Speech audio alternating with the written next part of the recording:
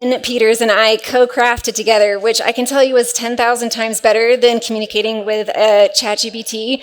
There was friction, disagreement, back and forth. This is like revision 50, and I hope to do it justice. Ben is a brilliant and generous colleague, so thank you for coming up front. This feels more like the seminar room I love versus a big conference hall. Okay. I, Rachael, and Ben, who is off teaching today, are LDS humanists. Ben, my brilliant, generous colleague, researches artificial intelligence history. You can see his edited volume, Your Computer's on Fire. It's great. Both of us sit on AI policy committees on campuses, and both are teaching in the humanities. We are primarily concerned here about restoring deep learning in education in the age of large language models. Like many here, we understand education as no more or less than soul formation, a question of wisdom, grounding, struggle, savoring, and shared worlds. Despite the hype and doom cycles and godification of AI, we see no existential stakes in tech in itself, even though we see precisely such stakes in education, what Germans call Ausbildung, literally the building out of a soul. The risks of AI run very close to the benefits of education. Consider Elder Gong's earlier warning now through this light. AI's pervasive reach and power can warp our understanding of who we are, what we believe and feel, how we love and serve. AI's gravitational pull can distort perception of reality, light, and truth. Thus, we join in his call to counter such dangers and seize attendant opportunities, quote, with expert knowledge, moral clarity, and vigilant united commitment. In what follows, we offer just a few words, first about how we approach the classroom use of large language models. Might be a little different than what you've just heard, such as ChatGPT, Claude, Gemini, and the like. And then we'll step back and reflect on our reasonings. So Ben teaches liberal arts courses on media, cyber, and AI at the University of Tulsa, a small private university. And on the first day of class, Ben, who has no reliable way to enforce a generative AI or LLM ban, invites his students to create the classroom policy together after learning a bit. He then teaches them about the perils of de-skilling, about extractive economies, giving their workers the very tools used to extract their own value. He jests that Marx's famous gravedigger line might actually be more optimistic and certainly more foolish than that warning. And then about the comparative risks of both not knowing how to use LLMs versus not knowing how not to use LLMs. Day 2 covers the significant material consequences of LLM misuse on our cognition, society, and environment, as has been well discussed. Finally, on day 3, the class settles on a collaboratively produced set of policies that review the appropriate tool use for each stage in composition. Brainstorming, note-taking, outlining, drafting, reverse outlining, revision, copy, editing, and etc. At least 2 rules stand firm in each of his classes. 1, all spoken and graded words shall be composed by people, not machines. 2, any LLM use shall be given a careful, full description in the first footnote for both normally scholarly citation, and it's crazy how many people don't see that as obvious, and scientific reproducibility purposes. I, on the other hand, teach interdisciplinary humanities at BYU, and while my approach is largely the same, I also have the benefit of BYU policies and language that highlight the specifically spiritual aspirations of education and an honor code ethos. So I, after several demoralizing semesters, first coming into the classroom not knowing anything about AI and LLMs, then realizing what was going on, enacting many futile policies about it, getting really tired of reading AI-generated papers, and experimenting with different policies, I've now banned LLMs from my foundational humanities classes. I treat my classroom as an attention sanctuary, a place to show up with real questions, our best human efforts, free from attention fracking programs on our screens, and yes, that means we use blue books, notebooks, pencils, with testing center midterms and final oral exams. The long-building pressure to justify the humanities, now thrown into relief by the limitless content generation of LLMs, has been galvanizing for me. In addition to educating them on AI literacy or motivating them to deep learning and what that entails, I now focus more on facilitating, supporting, and coaching them through unfamiliar cognitive tasks, which, because I teach a lot of surveys, involves quite a lot of unfamiliar cognitive tasks for my STEM majors. So I impose in-class workshops, modeling and practicing the skills of reading, dissecting arguments, scanning, formulating questions, understanding what an analytical question is, lots of peer review, consultations with me. I try to ameliorate the costs of growth that often tempt them to use AI. I invite infinite do-overs until they're satisfied with the skills that they have developed and the grade reflected. I reward study groups, community building. I make room for conversation, laughter, and connection. It's more pedagogically intensive. It's more satisfying, and it's working. The detected LLM use in papers has gone from pretty much 2/3 of papers is what I used to see to virtually none.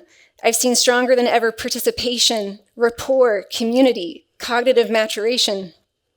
Thus, we both try to practice what we call, with a gesture to the neural network technique behind generative pre-training, restorative deep learning, here by other means. Yet please don't mistake our policies as mere pessimism or tweety obstinance or refusal to engage AI. We've both, especially been engaged frequently and thoroughly to test its capabilities. We also recognize tools as lying at the juncture of, and thus disrupting any simple binaries of, the cultural and cognitive, the artificial and natural, subject and object, acted and acted upon. The latter cannot be separated from its Jacob, the word from flesh. But we'll now explain our practical dispositions, often sober and disenchanted, toward LLM use in the humanities. Our classroom policies reflect our theological understanding of intelligence as restorative action. We also draw inspiration from the philosopher Charles Taylor, whose project of retrieving the sources of moral meaning across Western religion, art, and literature, and religion in his many books, is really resonant with what we in the LDS tradition think of as restoration. He calls his project a retrieval, quote, an attempt to uncover buried goods through re-articulation and thereby to make these sources again in power, to bring the air back into the half-collapsed lungs of the spirit. Education is in dire need of having its breath restored under the warping pressures of investment-hungry tech companies committed to perfecting their attention fracking machines. What, we want to ask our students, are they saving themselves from by using LLMs? The miraculous task of living and learning? What are they saving themselves for? To leech more of their precious life energy, their attention becoming subcognitive addicts at the dopamine casinos of Silicon Valley? Let us reiterate a critical reading of machine learning that in true humanistic fashion is pluralistic, grounded, disenchanted, but attentive, refusing to inflate it with any investment-producing hype or doom. It should be defined simultaneously in plural, yet modest forms, as statistical projections across word vectors based on probability theory models, as material infrastructure, teams of people on servers air-conditioned to 67 degrees, data centers sapping Olympic-sized pools of water to cool warehouses of computers and electricity from vulnerable developing communities. And it also exists as entities in our minds, whether tough-minded users perceive mere simulacra or tender-minded users see souls. Our species tells multiple stories about pluralist intelligences. AI as apocalypse or redemption, overlord or slave, tool or consciousness. In short, understanding our tools, whatever else they may or may not be, is already an exercise of reading, meaning-making, and ethics, ultimately a humanities. Despite optimistic visions of AI tutors and coaches and the like, in our current world estimation, everyone would benefit from humanistic deep learning, but it would take very unusual circumstances, and not all of them desirable, to use LLMs in a way that legitimately serves their own already established creative deep learning in the humanities. It would take expertise, spare income, hundreds of spare hours, and skills to prompt engineer their own paid private LLMs. Notwithstanding, all inquirers still face unmitigated risks to the soul. The erosion of the cognitive ability to inquire and strive, the loss of memory and critical reflection, sycophancy, confirmation bias, and the further normalization of learning without embodied risk. These threats to deep learning follow not from tech per se, as we've learned, but from how modern economic, political, and social institutions make decisions about how to deploy tech. And as we've heard, this could also be and become good news. The world of intelligence has been and thus could still be organized otherwise. As we've heard over the last 2 days, a restorative approach to intelligence must be plural, embodied, particular. No mere information, intelligence is perception, understanding. It's life itself, as D&C 88 tells us, the light that enlightens our eyes and quickens our understanding. As with anima and in Aristotle's paradigm, or a being in the world in the phenomenological traditions in Husserl, intelligence inhabits pre-reflective, embodied senses of interspace between other beings in the world. The predictive modeling since Kolmogorov that invented the state space in 1932 and now forms the basis for these technologies can simulate such a space, but LLMs today are privatized silos of attention. By contrast, in the fora where intelligences speak, the student embodies risk every time they address a classroom of peers. So I might comment on an earlier question about what drives us to these safe places. Where are we failing? It might just be our lack of patience with risk and with imperfect attention and questions. Thus, we think a deep learning user in the humanities won't need an LLM in most circumstances, and in fact might be desensitized, de-skilled by using them, and that's certainly what I've seen. Consider these sobering studies, so not just my own anecdotal experience. A famous, if preliminary, MIT study shows students given a learning task using only their brain and paper exhibited the strongest and most distributed brain activity. Those who used search engines showed moderate activity, and LLM users boasted the weakest activity, command, and retention. Another study showed that those who used AI tutors initially scored better on tests, but 2 to 3 weeks later, they scored lower than their non-AI using peers.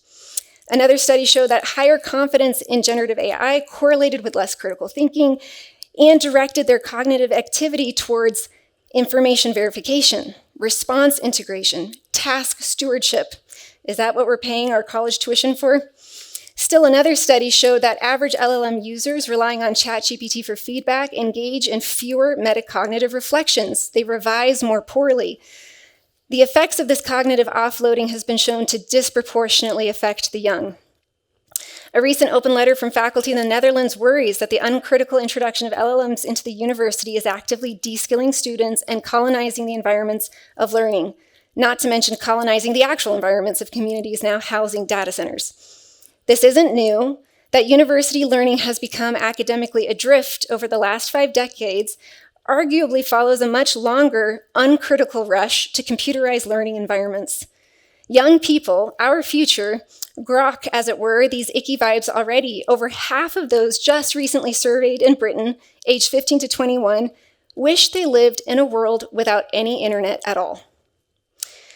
If 95% of all LLM use halts on the first day of summer holidays in Indonesia, the students are telling us what they want. Most LLM use is as a crutch, and no one wants that. If learning is the process of experiencing being in the world, then classrooms should again become a place for experimenting with embodied risk. And what would such an LLM useful to deep learning look like? First, we're clearly not alone. From distrusting Silicon tech billionaires to build or embody such environments, despite the fact that they are rushing to do so, or at least convince, educate, or administrations that they are. But a useful LLM would engage with its fellow learner in the same tradition of intensive, deep learning, not just through levels of neural network abstraction, but traditions of embodied learning modeled since well before medieval monks, our forebears of the Western University, pored over the Psalms, committing them to memory through literary invention, song, chant, bodily motion, incredible mnemonic architecture, elaborate visual art. They saw their study, like all learning, as digestive processing. They explicitly refer to it as requiring rounds of masticating, chewing, savoring the words, metabolizing them into new perceptions and new desires through the slow burn of meditation and revision before releasing it into the contemplative silence of non-instrumental listening. Chatbots only know how to produce words. Only notes and no rests. What kind of music is that? We know that writing is deeply embodied and resplendently multisensory. It is voicing symbols on the page into sounds in our interiorized voices, and then communing with those voices until they arrange themselves into symbols on the page again. But we also know that communication involves silence. So we need to learn how to listen. We need receptivity and attention to the multisensory dance of meaning. In Hartmut Rose's words, we need a capacity for hearing and harmonizing with the resonance of others, with creation. We need to cultivate spiritual acoustics, a capacity for stillness, not the detached numbness and glazed stares of a human automaton, but the active and contemplative posture of a mystic, a botanist, an astronomer, and a poet. We need the dialogic friendship and dance of the Orthodox Jewish Hevruta, the dynamic Torah study partnerships. Students in our experience already intuit this truth. They want permission to learn by slow, embodied processes. They feel empowered, enlivened by reawakening their own perceptual and cognitive capacities to step back into their typo-ridden, halting, but earnestly voiced writing. I only encountered 2 instances of LLM use in 60 papers this last round, and I'm very good at detecting it. And I know all the softwares aren't foolproof, and I use like 10 of them. And I compare it to writing samples. I'm super thorough. And only 2. And these 2 were self-identified perfectionists. They couldn't resist adding a splash of the Grammarly self-writing extension now, an LLM, for polish. And I called them in, and as one consulted with me in my office, her eyes widened. As I said, "That's not polish, that's plastic." And she responded, "I feel that way too, but I feel pressured to use it, even though I feel like it's making me weaker."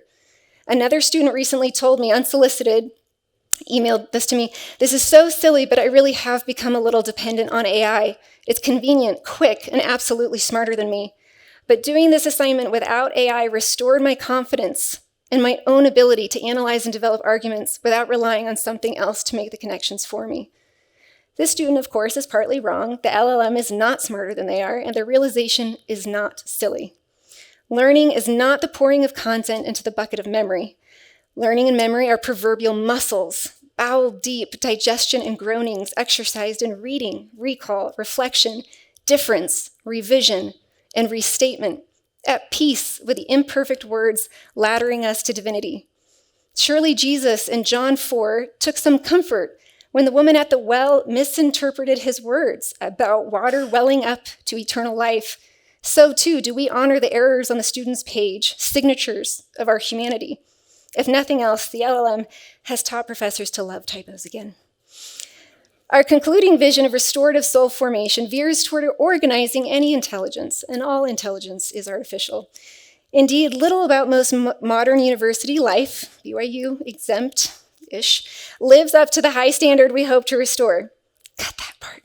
Still, we insist a deep learner would engage an LLM, as with other tools, only so far as they help the embodied, contemplative, collective, grit-building, boredom-observing process of digesting, meditating, and revising meaning, image, sound, and text. Paraphrasing Cal Newport on digital minimalism, just because an LLM offers some uses doesn't mean educators should use it. Our bar should be set higher, much higher. As we mentioned, restorative LLM use is, of course, possible. For example, a small language model isolated to indexing and regurgitating the Manchester Public Library from 1830 could be an enormously powerful tool for just the right expert researcher trained to use it. All this requires expertise, of course, which students by definition are not. Despite our hopes, we fear LLMs will continue to be sold and normalized across primary, secondary, and higher education as if they were just extensions of mind, even though they function as externalizations of mind, the closing off of learning bodies and the enclosure of private attention. We pray our comments will take a step toward creatively retrieving these restored traditions of deep learning from many traditions, as I've cited. These are designed not to serve the market or state, to paraphrase Walter Benjamin's comments on art in 1933, but to serve and build out and deepen each of us as learners. Perhaps with work one day, we all may, united in chorus, break out in the resonant harmonies of a larger language, Zion. Until then, there's much work to do. Thank you.